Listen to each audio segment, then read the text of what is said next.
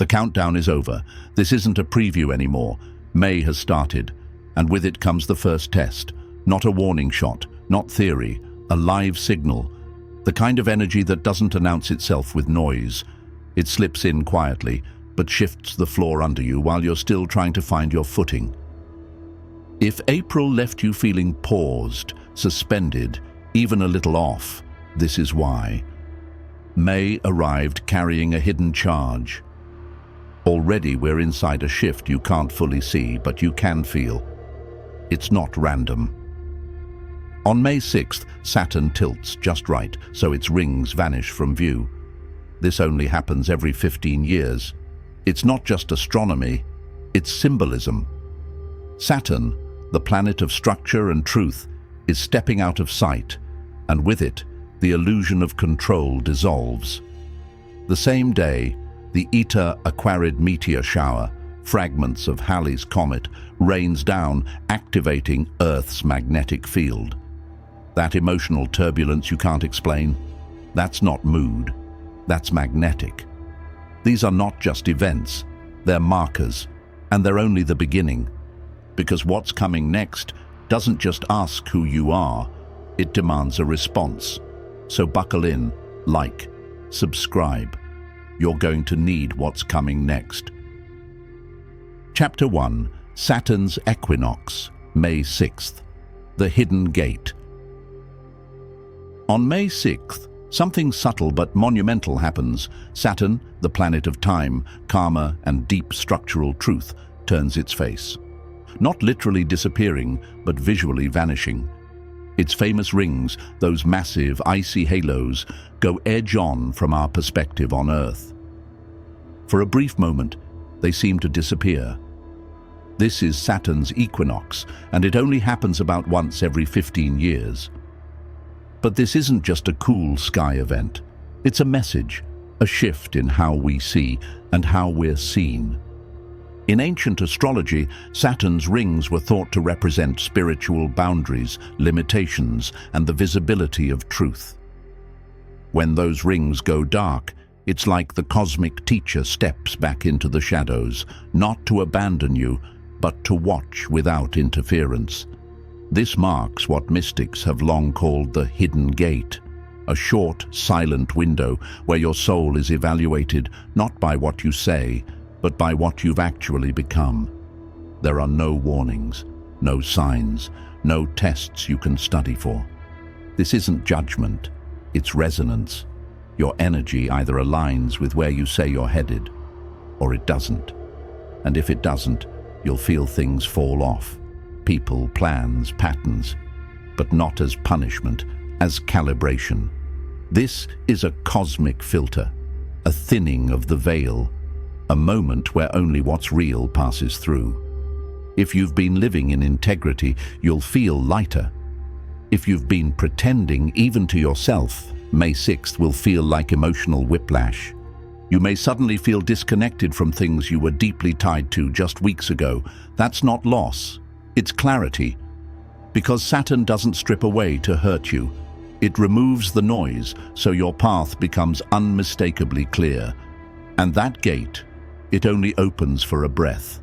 Miss it, and the next window won't come gently.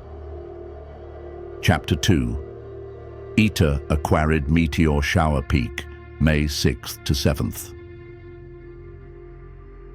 While Saturn vanishes into silence, the sky above does the opposite. It comes alive. On May 6th and 7th, the Eta Aquarid meteor shower reaches its peak, streaking the night with light from another time.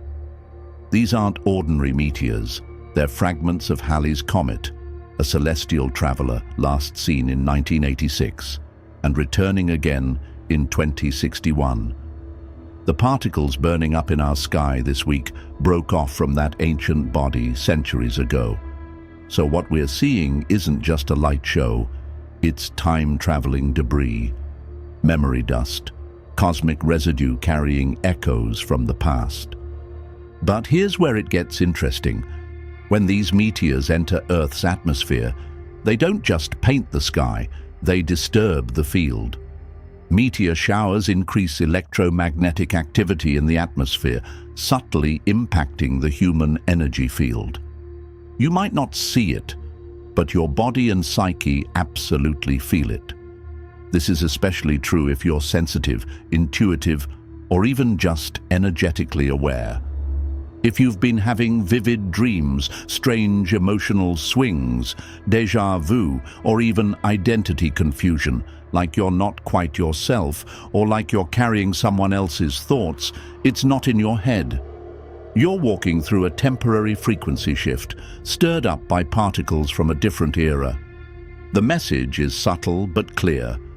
Not everything that's pulling on you belongs to now. Some of it is ancestral, some is karmic, some is just psychic noise being kicked up like dust in a windstorm. You don't have to attach to every thought, every emotion, every tug. Let it pass through. Discard what isn't yours. Let the sky write its messages across your consciousness without trying to translate every single one. This is a moment to watch, to feel, but not to grip. What's real will settle. The rest, let it burn off like the meteor trails they came from. Chapter 3. The Friction Point. The Mars-Uranus Pressure, 0045 to 200. By mid-May, the quiet intensity of early shifts gives way to something you can't ignore, even if you try. On May 15th and 16th, Mars aligns with Uranus, and this isn't subtle energy. This is friction that sparks.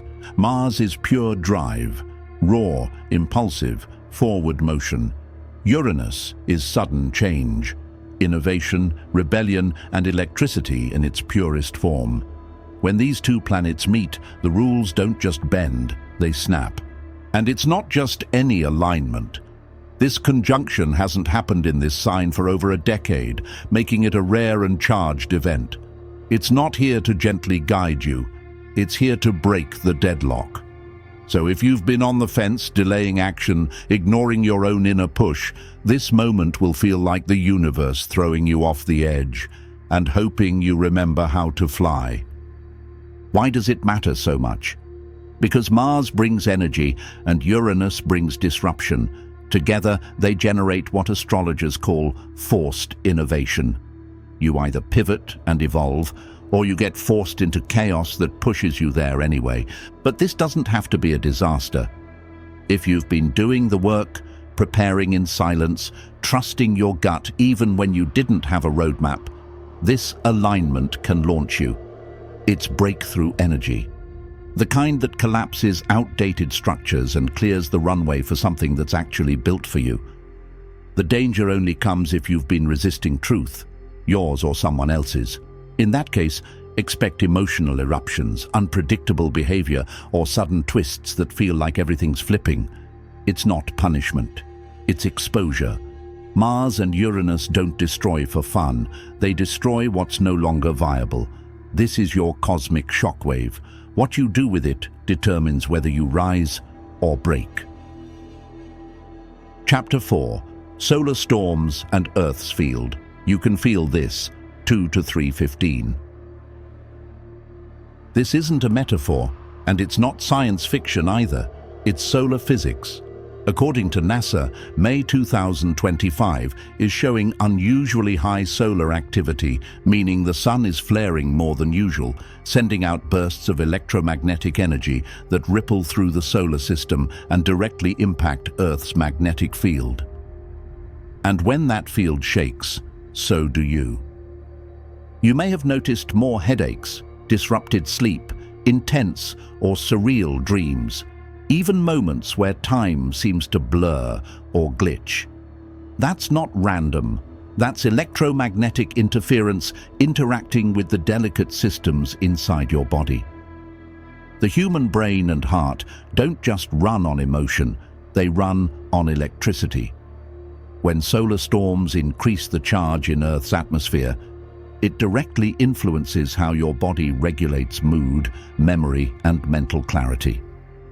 So if you felt overwhelmed, emotionally sensitive, or like you're standing in two timelines at once, you're not crazy. Your nervous system is syncing with a storm you can't see, but that doesn't mean you're not feeling it. But here's the opportunity. These storms also carry data, energy, upgrades, downloads. If you stay grounded, hydrated and centered, this isn't a breakdown, it's a recalibration. You're not falling apart, you're tuning in. Let the static clear, something new is trying to come online. Chapter 5. Mid-month Eclipse Echo. The energetic aftershock, 3:15 to 4:30. You thought the eclipse in April was done the moment the skies cleared. Not even close. Eclipses might pass visually in a day, but energetically they leave resonance, a kind of spiritual aftershock that can echo for up to 6 months. And right now, in May, we're deep in that echo zone. What the April eclipse set in motion beneath the surface is now demanding your attention. Not gently, not politely, but with urgency. If old wounds are surfacing again, insecurities you thought you healed, memories you haven't revisited in years, emotions that feel raw and oddly timed, it's not regression, it's retrieval. This isn't your past haunting you. It's your past offering a key to something you've been unconsciously locked out of. The eclipse energy initiated a deep shift in how we relate to our own inner shadows, fears, doubts, unresolved grief. And May is the pressure point where that work either resolves or recycles. And here's the warning. If you choose to ignore what's coming up, if you push it down, deflect it, or numb it out, that doesn't make it go away. It stores. It becomes emotional debris, the kind that clogs intuition, delays opportunities, and repeats patterns when you least expect it. It will follow you into the second half of the year, showing up as relationship tension, creative blocks, or chronic emotional fatigue. But here's the opportunity. If you face it now, honestly, without judgment, you can clear a backlog of psychic weight that's been silently slowing you down. This is the energetic equivalent of a system purge, a hard reset. By doing the work now, you're not just healing what happened, you're reprogramming your response to future challenges. You create space. You become more magnetic to clarity, aligned people, and actual peace, not just the illusion of it. May doesn't want perfection, it wants presence. And this echo, it's not random, it's precision-timed. What's rising to the surface now is showing up because you're finally strong enough to meet it. You're not being punished, you're being promoted. If it feels heavy, it's only because you're about to drop something you've been carrying for way too long. Let it rise, let it speak, then let it go. Chapter 6. The Choice Window, Jupiter's Clarity Ping, 4:30 to 6. As May unfolds, a quieter but equally pivotal moment begins forming in the background, one that doesn't shake the ground but gently rearranges the air around you. On May 25th, Jupiter, the planet of growth, opportunity and truth, moves into a new decan of Gemini, unlocking a different layer of its influence. This isn't just astrological trivia, it's a signal, a choice window, and the energy it brings will either align you with a higher path or scatter your focus completely. Gemini, by nature, is a sign of duality, light and shadow, head and heart, decision and indecision. When Jupiter steps deeper into this sign, it amplifies everything, the ideas, the conversations, the crossroads. Suddenly, you're not just asked what you want, you're asked how clearly you can name it, because Jupiter doesn't reward wishes, it rewards alignment, and in this frequency, honesty is your currency. This is the moment the universe says, make your move or I'll make it for you. Indecision becomes costly under Jupiter's gaze. If your vision is foggy, expect foggy outcomes, Missed calls, closed loops, or doors that feel like they almost opened, but didn't. But if you're clear, even just internally clear, you may notice synchronicities speeding up, chance meetings becoming meaningful, and ideas turning into invitations. This isn't about manifesting through force. It's about matching frequency with clarity. The more clearly you can define what you stand for, what you want to build, or where your energy truly belongs, the faster this window responds. But it won't wait forever. Jupiter moves slowly, but its moments of alignment are sharp. This decan shift is one of those sharp moments. Miss it, and things may feel like they're dragging without direction. Catch it, and life begins to move like it's responding directly to your inner voice. So ask yourself, are you making choices from fear or vision? Are you speaking what you truly want? Or are you still filtering it to be palatable, safe, acceptable? This is your yes moment, and not a passive yes, but an active one, a choice backed by clarity. If you've been secretly waiting for the green light to grow, pivot, or start over, this is it. Jupiter's listening. Say it out loud. Chapter 7. The Frequency Shift. You're not who you were, 6 to 7:30. There's something subtle but undeniable happening beneath everything else in May. It's not loud like a solar flare, not dramatic like a planetary clash, but you feel it. You might not be able to explain it, but you know, the way old habits suddenly feel hollow, the way familiar people now leave you drained instead of inspired, the way things that used to excite you now seem strangely irrelevant. This isn't burnout. It's not mood. You're changing frequency. Your nervous system and emotional body are syncing to a new vibrational field, one that's been building quietly behind the scenes. As the Earth's electromagnetic environment shifts, through solar storms, planetary alignments, and energetic thresholds like Saturn's equinox and the eclipse echo, your inner system adjusts in real time. But unlike an app update, this shift doesn't come with a notification. It comes with subtle rewiring, and sometimes that feels like discomfort. You may find yourself feeling tired after being around people who once felt like home. Certain conversations suddenly feel heavy or fake.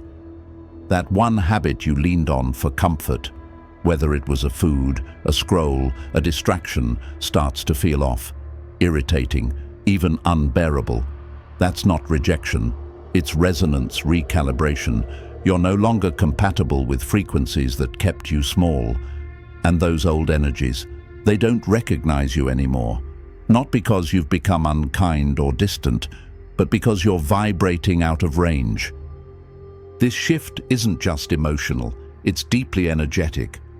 The way you process information, the way you receive signals, whether through gut feelings, dreams, or intuition, is changing. Your inner compass is being fine-tuned. And while that can feel isolating at first, here's the twist. New alignments are already on their way in. You'll start meeting people who speak your language, even if you've never met them before. They won't need long explanations, they'll just get it. These are what some call soul recognitions, familiar strangers. Encounters that feel like reunions, conversations that go deep instantly without the surface-level noise. This is where May becomes exciting. Because even as old patterns dissolve, new frequencies start calling you forward. You'll find yourself pulled to new places, new ideas, and new forms of expression that you hadn't considered before. They won't come with pressure, they'll come with clarity, the kind that feels like ease, not effort. And here's the important part. Don't resist the weirdness. If you feel detached from your old world, let that space breathe. You're not meant to drag everything with you into the next phase. Some things, and some people, were only meant to accompany you up to this point. That doesn't make them wrong. It just means you've graduated from the lesson they came to deliver. The best part. The more you lean into this shift, the more natural it feels. What once felt uncertain will start to feel obvious. Decisions that used to paralyze you become second nature. Your yes gets stronger. Your no becomes instant. You stop overthinking because your energy is already speaking before your mind catches up. This isn't a breakdown. It's a breakthrough, quiet, subtle, but permanent. You're not who you were a month ago. And by the end of May, you'll realize you've outgrown versions of yourself that you didn't even know you were still wearing. So let the frequency shift. Let the recalibration happen. Let it be weird, wonderful, a little lonely, and wildly liberating. Because the version of you that's emerging, it's not a new you. It's the real one, finally arriving. Chapter 8. The May Mirror. What May is really asking, 7:30 to 9. May isn't chaos, it just feels like it until you realize it's actually choreography. Everything happening this month is moving with precision, but it's not following a public rhythm. It's following yours. The test isn't loud, and it won't be obvious.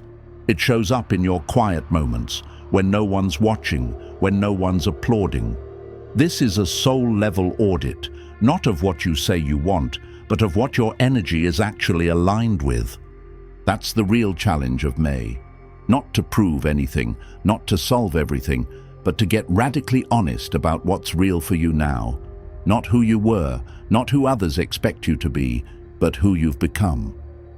Because this month, it mirrors back the unedited version of you. And if you've been pretending, you'll feel the gap between your inner truth and your outer actions like friction, like resistance, like life refusing to cooperate. This isn't punishment, it's a signal. And here's the warning.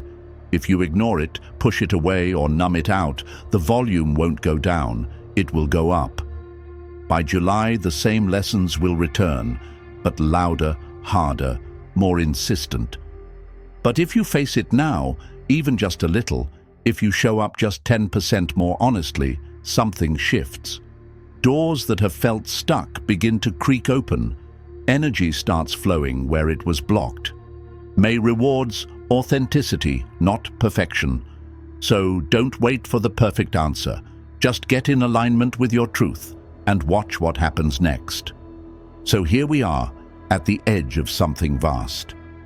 If May has felt intense, uncertain, or strangely electric, it's because it is. This month isn't here to break you, it's here to reveal you. The shifts are real, the timing is precise, and how you show up now will echo into everything that comes next.